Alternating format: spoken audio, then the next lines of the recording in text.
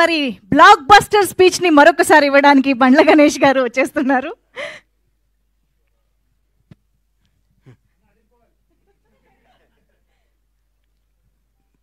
మొదటగా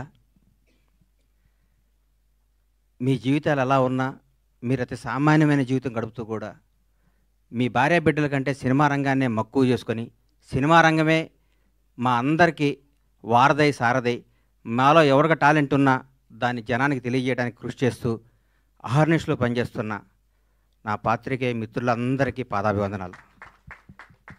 మీరు చేసే కళామ తల్లి సేవలో మీరు చేసే కష్టంలో మీరు ఫలితం పొంది చాలా తక్కువ, మీరు అనుభవిస్తుంది చాలా తక్కువ.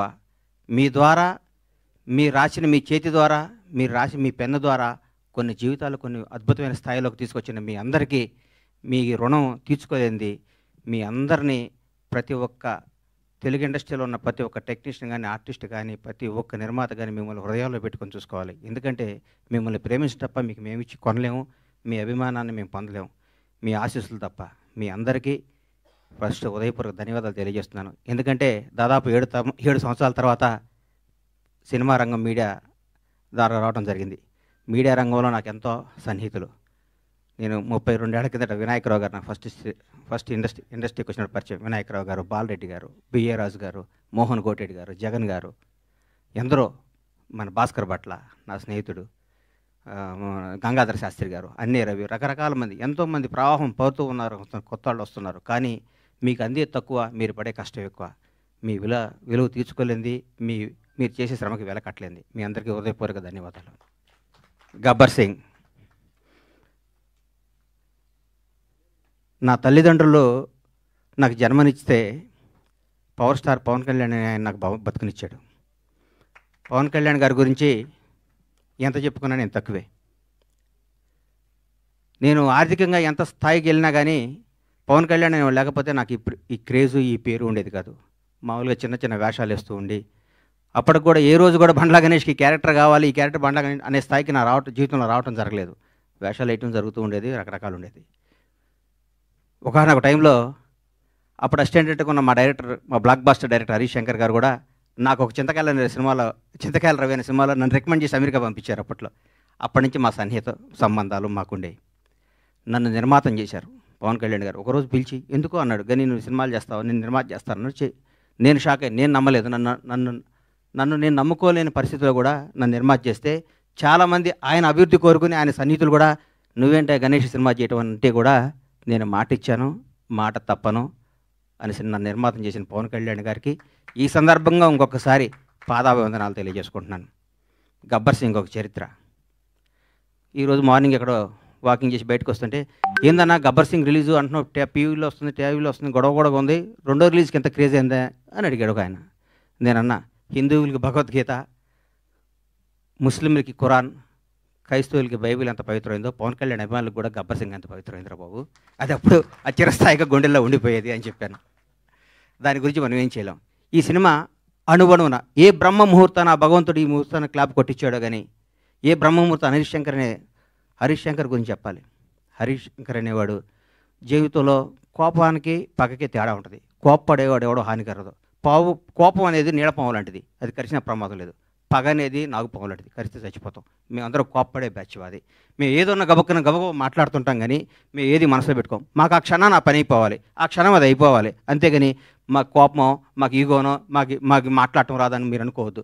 మేము చాలా చిన్న స్థాయి నుంచి వచ్చిన వాళ్ళం కాబట్టి, చిన్న కుటుంబాల నుంచి వచ్చిన వాళ్ళం కాబట్టి, ఈ రంగుల ప్రపంచంలో మాకు స్థాయి వచ్చింది కాబట్టి, ఈ రంగుల దాంట్లో మాకు పేరు వచ్చింది కాబట్టి, దీన్ని నిలుపుకునే తాపత్రంలో మేము గబగబా మాట్లాడి కొన్ని తప్పులు చేస్తే దాన్ని మీరు మనసుకు తీసుకొని మమ్మల్ని హర్ట్ చేశాడు, మీ చేతిలో పెన్ అనే ఆయుధంతో మా జీవితాన్ని మీద మచ్చరాయకూడదని మనస్ఫూర్తిగా మీకు కోరుకుంటూ, మీ ఆశీస్సులు ఉండాలని ఆశిస్తూ, మీ అందరి ఆశీస్సులతో మేము పైకి రావాలని ఇంకొకసారి కోరుకుంటున్నాం. ఈ గబ్బర్ సింగ్ అనే సినిమాని అణువణువున ప్రతి అడుగు, ప్రతి మాట, ప్రతి క్షణం, ప్రతి కష్టం హరీష్ శంకర్కే చెందుతుంది. హీరో గారితో అంతకుముందు నేను తీన్మార్ సినిమా తీశా. హీరో గారు ఎవరేం చెప్తే చేస్తాడు, పాపం నమ్మితే వదిలేస్తాడు. గబ్బర్ సింగ్ అనే చిత్రాన్ని హరీష్ శంకర్ ఏం చెప్తే చేద్దామని ఫస్ట్ డే నాతో చెప్పాడు. బాబు నేను షర్టు గుండీ లిపితే పోలీసు అడిగిపోతాడా అని అడిగాను నేను ఒకరోజు. నీకెందుకురా, నువ్వు దూరం కూర్చో అనేవాడు నన్ను. ఆయన ప్రతి ఒక్కటి అంత గొప్ప సినిమా. 12 సంవత్సరాల కెరీర్లో ఆ ప్రయాణంలో ఒక్కొక్కళ్ళు మల్లెపూలు ఇస్తే కొంత తల్లో పెట్టుకుంటే కొంత ఎక్కడో పెట్టుకుంటారు. హరీష్ శంకర్ని వాడుకునేవాడికి తెలుస్తుంది హరీష్ శంకర్ పవర్ ఏంటో. వాడుకునేవాడు ఎక్కడో పెట్టుకుంటే మనం ఏం చేస్తాం దానికి. ఇప్పుడు మల్లెపూలు ఉంటాయి, కొందరు తల్లో పెట్టుకుంటారు, కొందరు దేవుడి దగ్గర పెడతారు, కొందరు ఇంకెక్కడో పెడతారు. మా హరీష్ శంకర్ అనే ఒక డైమండ్ని ఎక్కడో పెడుతున్నారు. హరీష్ శంకర్ అనేవాడు నాకు వస్తే, హరీష్ శంకర్ అనేవాడు ఎక్కడితే ఆ పువ్వు అనేవాడిని ఎట్లా నేను చూపిస్తాను. నేను హరీష్ శంకర్ అనేవాడిని అద్భుతంగా ఒక సీసాలో ఒక అద్భుతమైన సీసాలో సారా పోతే సారా సీసా అవుద్ది, పాలు పోతే పాలు సీసా, అమృతం పోతే అమృతం సీసా అవుద్ది. హరీష్ శంకర్ అనేవాడు సీసాలు అంటాడు. ఆ సీసాలో అద్భుతమైన సినిమా కథ చేసుకుంటే హరీష్ శంకర్ తెలుగు ఇండస్ట్రీలో రాబోయే 25 ఏళ్ళు డైరెక్టర్గా నంబర్ 1గా ఉంటాడు. నాకు తెలుసు హరీష్ శంకర్ అంటే ఏంటో, నాకు తెలుసు. పవన్ కళ్యాణ్ గారి గురించి ఏం చెప్పమంటారు, ఎందుకు చెప్పమంటారు, ఎన్నేం చెప్పమంటారు. ఒక గొప్ప మానవత్వం గల వ్యక్తి, ఒక నిజాయితీ గల నిబద్ధత గల వ్యక్తి, నీతివంతుడు. తన కోసమే కాదు, తన బిడ్డల కోసమే కాదు, తన బిడ్డల కోసం, తన కుటుంబం కోసం అంటే సంవత్సరానికి ఒక సినిమా చేసుకుంటూ ఎవరిని కలపకుండా 6 నెలలు ఇక్కడ, 6 నెలలు ఫారిన్లో, 6 నెలలు జనానికి కనపడకుండా నెలకు 10 రోజులు షూటింగ్ చేసుకుంటూ సంవత్సరానికి భారతదేశంలో ఏ నటుడు పొందనంత అత్యధిక రెమ్యునేషన్ పొంది కూడా హాయిగా బతకగల కెపాసిటీ ఉన్న పవన్ కళ్యాణ్ ఈరోజు జనం కోసం కుటుంబాన్ని వదిలేసి, పిల్లల్ని వదిలేసి, తన సుఖాలను వదిలేసి, అన్నీ వదిలేసి అహర్నిశలు పోరాడి 10 సంవత్సరాలు, దాదాపు 10 సంవత్సరాల పాటు, 10-12 సంవత్సరాల పాటు ప్రజల కోసం పోరాడి ఈరోజు ఒక స్థాయిలో ఉన్నారు. నేను పూర్తి స్థాయిలో ఉన్నాను నేను చెప్పను, ఎందుకంటే నేను ఆయన ఎక్కడో ఊహించుకున్నాను. అది అవుద్ది, ఆయన రోజు నేను మాట్లాడతా. పవన్ కళ్యాణ్ ఒక నిబద్ధత గల వ్యక్తి, నిజాయితీగా బతికే మనిషి, నీతిగా బతికే మనిషి. నన్ను ఒక ఆయన, అరే హీరో పవన్ కళ్యాణ్ గారు ముఖ్యమంత్రి అయ్యారు కదా, ఒక చిన్న పని చెప్తా ఉన్నాడు.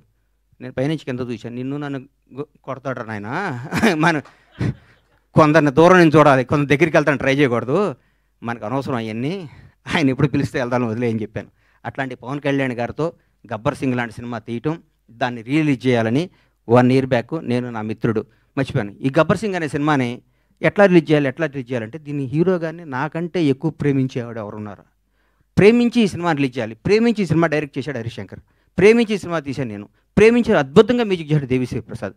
ప్రతి ఒక్కళ్ళు, రమేష్ రెడ్డి గారు కానీ, సతీష్ కానీ, ఆ కోడేట్లు కానీ, మా బాబీ కానీ, రామారావు గారు కానీ, ప్రతి ఒక్కళ్ళు ఈ సినిమాకి, మా విజయ్ కానీ డైరెక్టర్ అయ్యాడు విజయ్ కానీ, ఒక్కళ్ళు కాదు, మా హనుమంతరావు గారు కానీ, మా సుబ్రహ్మణ్యం కానీ, మా అయ్యప్ప కానీ, మా ప్రొడక్షన్ కానీ, మా టీం, మా శ్రీనివాస్ గారు కానీ, ప్రతి ఒక్కళ్ళు దీని ఈ సినిమా ఇది కొట్టాలి సార్, ఇది కొట్టాలి, ఇది పండగ. ప్రతిరోజు మా ఇంట్లో ప్రతి షూటింగ్ అంటే పండగ జరిగే షూటింగ్. ఈ షూటింగ్లో హీరో గారు గుర్రం నుంచి పడబోయాడు. ఎక్కడ మన అది ఎవరన్నది గుజరాత్లో. షాక్ అయిపోయాను నేను, కింద పడితే ప్రాణం పోయేది. ఆ రోజు పవన్ కళ్యాణ్ గారికి ప్రాణం పోయేది. మాకు తెలియదు ఆ గుర్రం మా మాట ఏంటదని. డైరెక్టర్ ఉన్నాడు, నేనున్నాను, గుండె ఆగిపోయింది. ఆ రోజు పొరపాటున ఎన్ని ప్రమాదాలు తట్టుకున్నామండి ఈ సినిమాలో, ఎన్ని ప్రమాదాలు. ఎంత కష్టపడ్డాడండి హీరో గారు. డైరెక్టర్ ఏం చెప్తే చేయమన్నాడు, ఏం చెప్తే చేశాడు. ఏం జనం దీనికి బ్రహ్మరథం పట్టారు. పవన్ కళ్యాణ్ కడుపు నిండా ఒకే రోజు బిర్యానీ, చికెన్ బిర్యానీ, మటన్ బిర్యానీ అన్ని కలుపుకొని కడుపు నిండా నిద్రపోయిన ఈ సినిమాని ఈ విధంగా రిలీజ్ చేయటం నా అదృష్టం. మా సత్యనారాయణ గారికి, ఈ సత్యనారాయణ గారిని ఎందుకు ఎన్నుకున్నానంటే, జనసేన నాయకుడు ఆయన. పవన్ కళ్యాణ్ గారిని నాకంటే ఎక్కువ అభిమానించేవాడు, పవన్ కళ్యాణ్ గారిని నాకంటే ఎక్కువ ఉన్నత స్థాయిలో చూడడానికి గొడవ కూడా చేసేవాడు. అట్లాంటి ఆయన చేతిలో ఈ సినిమా పెడితే అద్భుతంగా ఉంటుంది. ఈ సినిమాని ప్రతి ఒక్కరూ ఈరోజు రిలీజ్ అయిందనే విధంగా చూసే విధంగా ఈరోజు ఇంత క్రేజ్ రావటం అంటే, గబ్బర్ సింగ్ రిలీజ్ అప్పుడు ఎన్ని ఫోన్లు వచ్చినా అన్ని ఫోన్లు వస్తాయి, నాకు టికెట్లు అని. నేను థియేటర్లకు ఫోన్ చేసిన టికెట్లు, సార్ ఇది సెకండ్ రిలీజ్ అని మేము ఆల్రెడీ అన్ని పెట్టేస్తే మొత్తం అయిపోయినాయి సార్, మాకే టికెట్లు లేవంటున్నారు వాళ్ళు. నేనేం చెప్పాలి, నాకు అర్థం కావట్లేదు. థియేటర్లు పెంచుతున్నాం, అద్భుతంగా చేస్తున్నాం. ఇది సినిమాని ఇంకొకళ్ళు రిలీజ్ చేయాలంటే కూడా గబ్బర్ సింగ్ అంత కలెక్షన్ రావాలని అనుకొని రిలీజ్ చేసే స్థాయిలో ఉంటుంది ఈ సినిమా రిలీజ్. ఏ సినిమా రిలీజ్ గబ్బర్ సింగ్లా కలెక్ట్ చేస్తండి అని ఏ సినిమా అయినా ఈరోజు తెలుగు సినిమా రంగం, భారతదేశంలో తెలుగు సినిమా రంగం వైపు చూస్తున్నారు.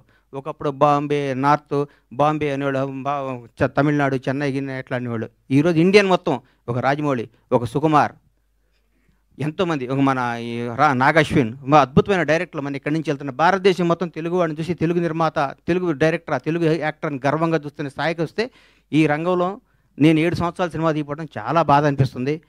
నేను తప్పు చేశాను, నన్ను క్షమించాలి. నేను సినిమాలు తీస్తా, నేను సినిమాల్లోనే పుట్టాను, సినిమాల్లోనే ఉంటాను. సినిమానే నా వ్యాపకం, సినిమానే నా జీవితం, సినిమానే నా ఆశ. బ్లాక్ బాస్టర్ల సినిమాలు తీస్తా, బ్లాక్ బాస్టర్స్. ఇండస్ట్రీ మొత్తం బండ్లా గణేష్, పరమేశ్వర ప్రొడక్షన్స్ అంటే ఏంటో మళ్ళీ చూపిస్తానికి అదే సంకల్పంతో బతుకుతానని మీ అందరూ ఆశీస్సులు కావాలి, మీ అందరూ అభిమానం కావాలి, మీ అందరూ ప్రోత్సాహం కావాలి. ఎక్కడెక్కడ నేను చిన్న తప్పులు చేస్తే నన్ను క్షమించి నన్ను రెక్టిఫై చేయాలి, కానీ దాని మీద రాయకూడదు మీరు. అది నా విన్నపం. ఎందుకంటే వీడు దొరికాడని రాస్తారు, అది నా విన్నపం.